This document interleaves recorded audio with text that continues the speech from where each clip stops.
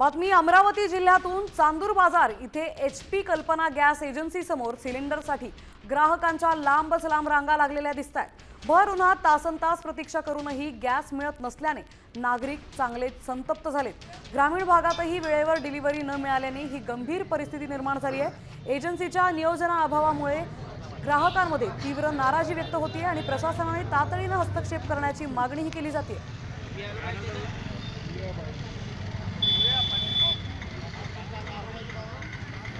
Petrol आणि डिझेलच्या तुटवड्यानंतर जो घरगुती सिलेंडर जो आहे तो सुद्धा आता त्याचा तुटवडा जाणवू लागलेला आहे। सध्या मी अमरावती शहरातील या एजन्सीवर ह्या ठिकाणी पाहू शकतो की मोठ्या प्रमाणात ज्या नागरिकांच्या रांगा लागलेल्या आहे आणि या ठिकाणी बघितलं तर सकाळी साधारणतः 5 वाजतापासून या ठिकाणी नागरिक जे आहे ते सिलेंडर घेण्यासाठी आलेले आहे, मात्र त्यांना अजूनपर्यंत सिलेंडर मिळाला नाही। त्यासोबत काही नागरिक आहेत। दादा सांगा, किती वाजता तुम्ही आले? सकाळी 5 वाजतापासून आलो, तिसरा चक्कर आहे, भेटून नाही राहिलो। तुम्ही नंबर लावला काय? नंबर लावला, मेसेज आहे, सारा आहे, तरी म्हणते 2 दिवसांनी आहे म्हणते।